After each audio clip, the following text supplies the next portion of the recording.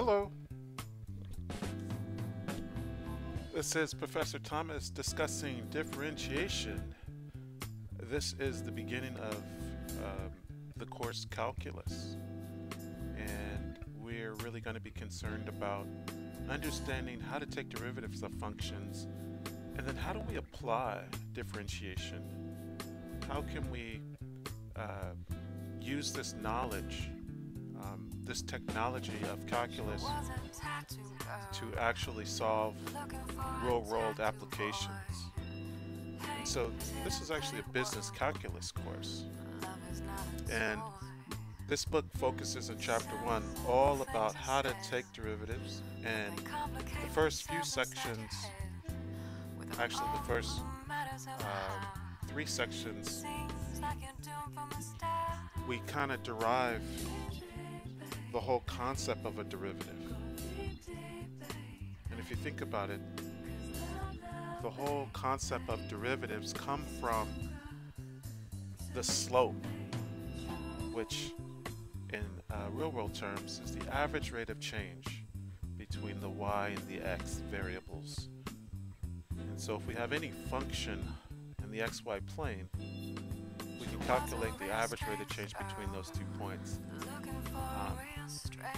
And using calculus and the limits, the concepts and definitions of limits and continuity, we can actually calculate the average rate of change at a single point. And that's the phenomenal aspect of calculus. We actually prove it mathematically. Okay, so here's a problem. This data is the price of Super Bowl tickets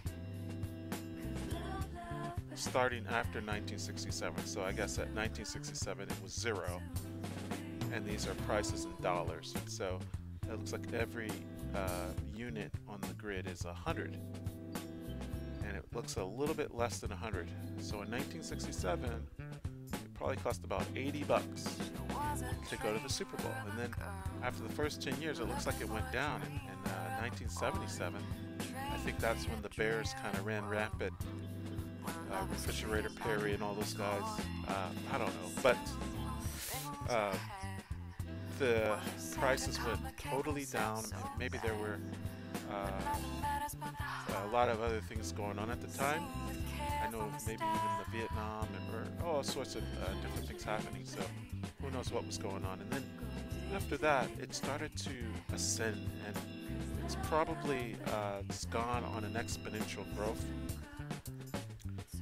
And so basically, if we wanted to calculate the average rate of change in dollars per year, we could do that. I'm going to pick 2 points on the grid, and let's just see if we can actually understand this. So right now I'm going to select this point, and let me get my pad out and see if this is actually going to work. I don't use this often, but hopefully it will work. So I'm going to come up with a point, and my first point is going to be wow, maybe that's pretty sensitive. Actually not sensitive enough, so let's clear all of it. And maybe I can get the pen to show kind of a parentheses. And so my first point is going to be at 30. Now, actually, it should be understood that it's 30 years after 1967, so we can always calculate that. No matter how many years we have, we can add 30 onto it to get the exact year. But we're simply interested in the average rate of change, so I'm going to write it a little smaller here. So 30, and I'm just going to estimate it that the price of tickets at 30, it's almost on the grid. I'm going to say it's $300. Looks like it may be a little less. Still pretty expensive for the big game. And I'm going to choose another point on the grid. I'm going to choose this point here. And it looks like at time 45,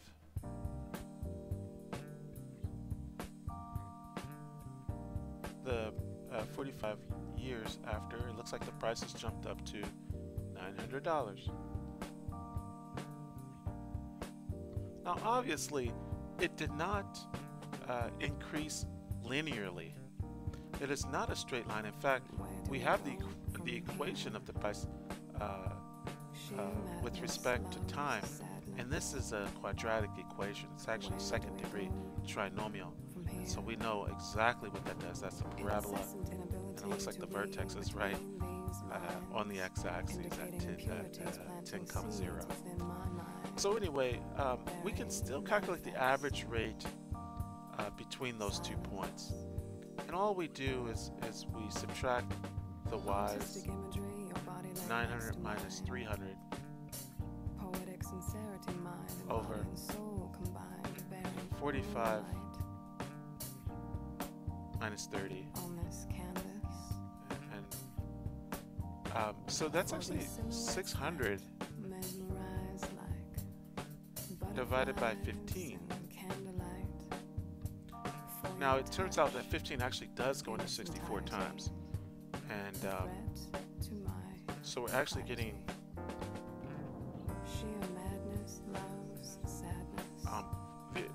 40.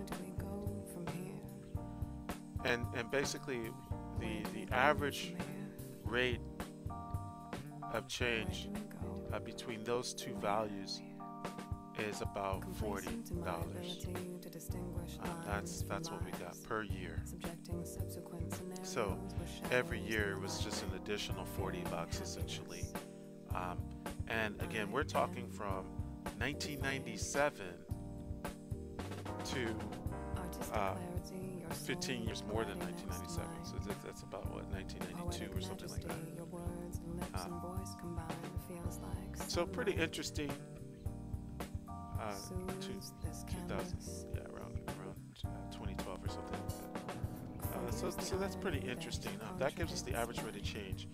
But the problem is that that's the average rate. There's some things that probably happen within that, and so we're not as accurate. We don't know exactly what happens at a single point, and that's where calculus comes in at, using the concepts of limits. And if we take the average rate of change between these two, and then we shrink it down another average rate, as these points get closer and closer to say 30, the rate of change will approach a limit, and eventually when we take the limit as the distance of that point goes to 0, it's defined as the instantaneous rate of change at 30. And that's basically the whole concept of a derivative. A derivative is an equation that essentially gives you the instantaneous rate or the slope at any point along your curve. So it's actually the slope of the tangent point. And that's what we're going to be studying in this text. Now obviously, we first start off with limits. And limits is key. It's like the engine that makes it all work. But I think what's even more important than limits is the whole concept of continuity. Now, let me go back to this example real quick. They're simply looking at limits from a table. Basically, we want to know what the limit is as x approaches 6, and so we check it from the left side. The lower values get closer and closer to 6, and we check it the greater values. The greater values get closer and closer to 6. And notice how we're creeping around x equals 6. We're not just going to plug it in because we're interested in the limit. But it turns out there's a definition that basically states that if the function is continuous and you want to find the limit, you can just plug in the 6 and be done with it. You don't have to go through these great leaps. But they're actually trying to be instructive in the book because this concept is extremely hard to grasp. We're basically putting life, we're putting animation into the graphs, and a lot of people aren't used to looking at graphs from left to right per se. So in calculus, you got to start looking at the graph from left to right, always from left to right. Uh, Basically, you should assume that x is some sort of time, unless otherwise stated. And time is always moving forward. And so basically, when you're looking at graphs, you should scan them from left to right and studying the movements of it. And notice as I'm looking from left to right, clearly the graph is increasing, the rate of change is increasing. It's not staying constant and it's not going down. And the rate of change appears to be going higher as well. Now, if the rate of change was just constant, like at a 45-degree angle, sure, it's still a constant rate. The rate of change is constant. It's not really increasing nor decreasing. It's just a constant number. And so here, though, because we have a parabola, as t gets larger and larger, the function, the price is going to climb higher and higher, and so the price is going to climb faster than the rate of time, and so the instantaneous rates will increase slowly. Now, basically, we just need to know and look at an example when we do not have a limit. And this example right here is a great example of when the limit does not exist. And it will exist at all these other points, but the limit will not exist when x is 1. And one way to check that is, let's check the limit as x approaches 1 from the left, and let's check the limit as x approaches 1 from the right. And it turns out that they're approaching two different values. We don't plug in 1, but we plug in values as close to 1 as possible. The limit is 4. And over here, as we approach x equals 1 from the right, the limit approaches -2. In fact, at x equals 1, it is -2. And these two limits are not equal, and so therefore the limit does not exist. And we could have done this problem using our piecewise function without graphic or table. Just plug in 1 in the top, plug in 1 in the bottom, and see if they're equal. And if they are, you got it.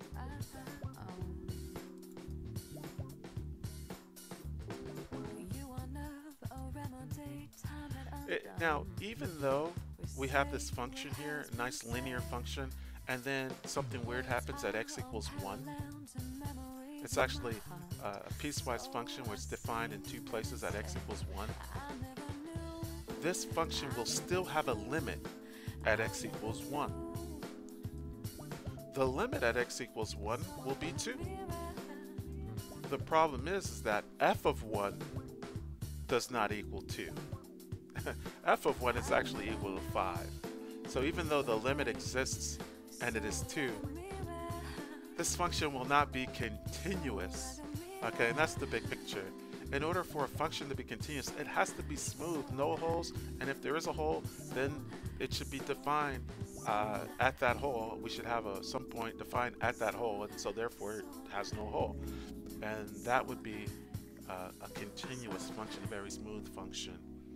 And it does pass the vertical line test as well.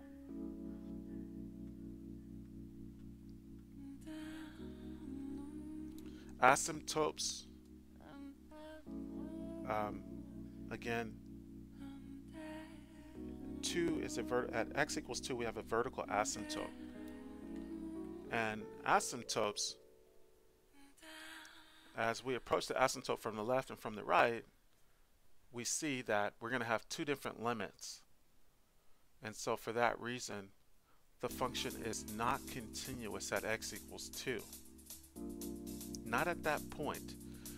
It is continuous at other points, and sometimes we define continuity over an interval or across the whole domain.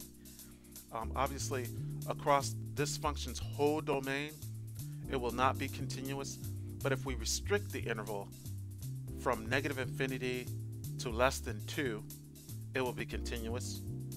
or if I create an interval from 3 to 6, it will be continuous along that interval. However, across the entire domain, from negative infinity to positive infinity, it will not be continuous because it fails at the point x equals 2. And so in order to be continuous over an entire interval, you must be continuous at every point in that interval. And that's kind of the inner workings of calculus, all right? So let's keep going.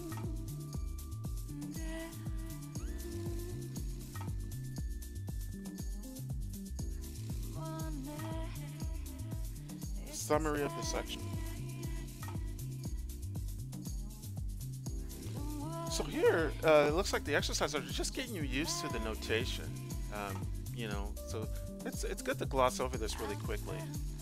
It says as x approaches blank, the value of negative 3x approaches 6. So this is kind of a critical thinking question, where we actually have to think about this for a second. Like, what value do I need to approach in order to get a 6? And because this is a continuous function, a nice linear function, I could easily figure this out. It looks like they must have plugged in negative 2. So as x approaches negative 2, the value of negative 3x approaches positive 6. I think 7 would be good. As x approaches 7, the value of x minus 2 will approach 5. How do we read this? The limit, well, there's two ways. I was actually saying this in two different ways. Sometimes I'll say the limit as x approaches 4 of f of x, or the limit of f of x as x approaches 4. Both ways are slightly different, but they mean the exact same thing. Let's move on.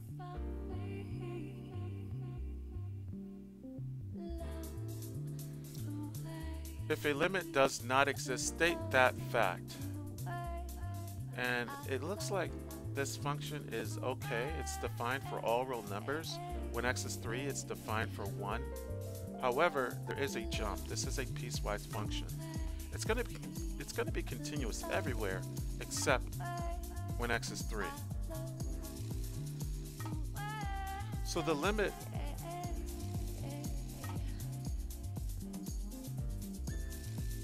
as x approaches 3 from the left is 1. The limit as x approaches 3 from the right is 2. The limit as x approaches 3 is does not exist. And so you get 3 different choices for number 11. Let's see, if I click here, will I see a video? Probably so. Actually,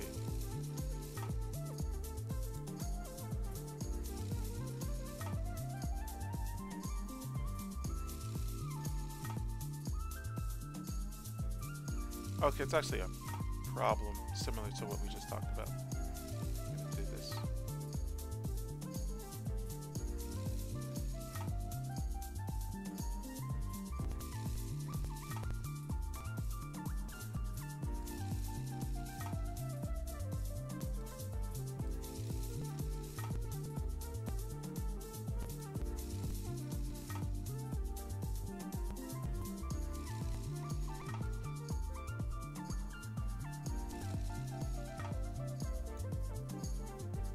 I learned my lesson about clicking on those things. You do get to do the problems as you're reading the text, but you lose the ebook.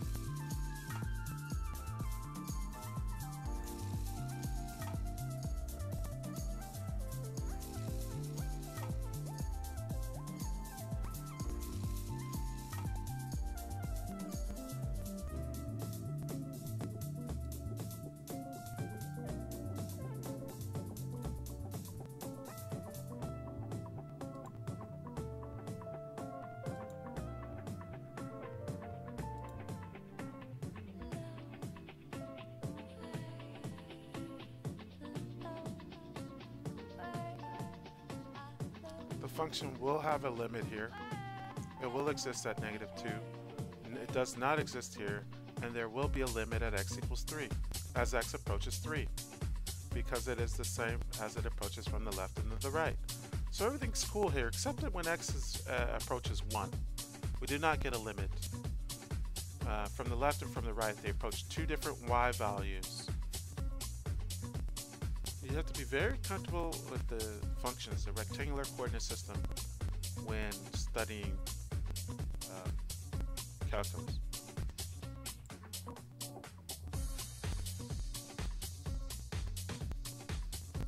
This is a step function.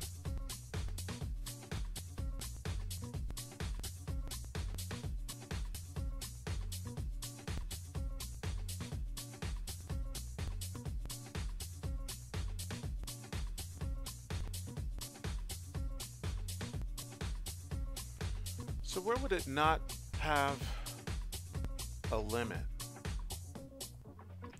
Well, the limit will not exist as x approaches 1 because we get two different values from the left and from the right. The limit will not exist as x approaches 2. The limit will not exist as x approaches 3. We get two different ones.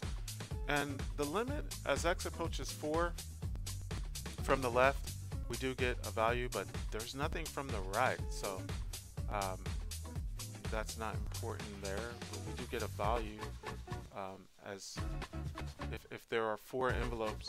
If the envelopes are 4 ounces, you have to pay $1.61.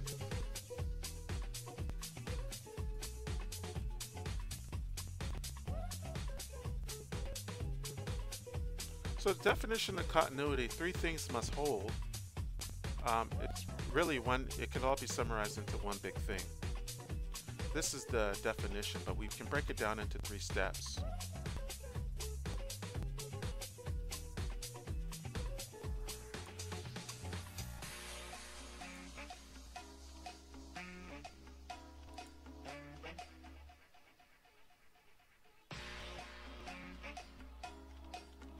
So in order for a function to be continuous at a certain point or through an entire interval, the limit must exist at 3 and it must be equal to f of 3. And so essentially, is it a nice, smooth, continuous function? And it is. If we eyeball this function and we go to x equals 3, let's see, we go over to x equals 3, go all the way up, we get 4.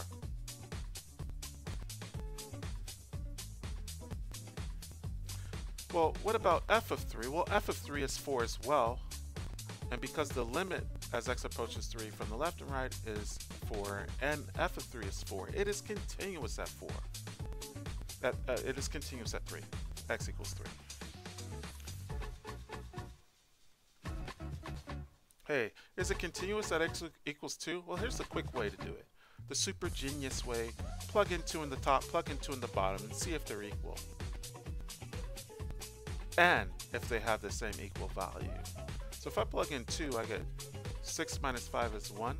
If I plug in 2 here, I get 4 plus 1 is 5. Right there, the limit doesn't even exist, and so I can stop right there and say, no, it is not continuous at x equals 2 because the limit does not exist. And that would nail that problem right there.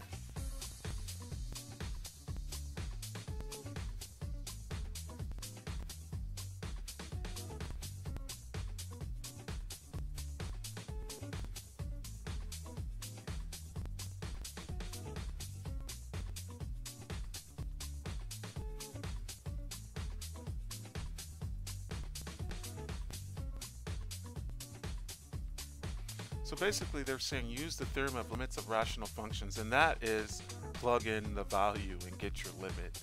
Okay, and if you can plug in your value, basically the sanity check is if you can plug it in and get a real number, then you're fine. Now if it's a piecewise function, then you'd have to plug it into both and see if they're equal to each other. So everything is cool here. In fact, you can just substitute those in, and that will be your limit.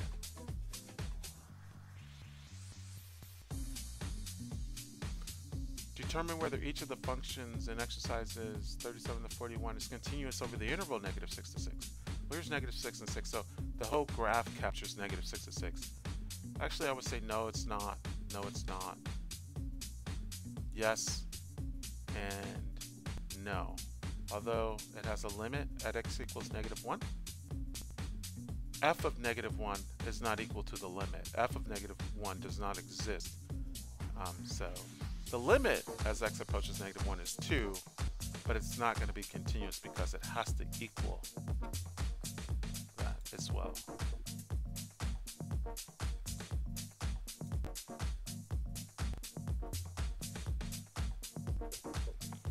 Alright.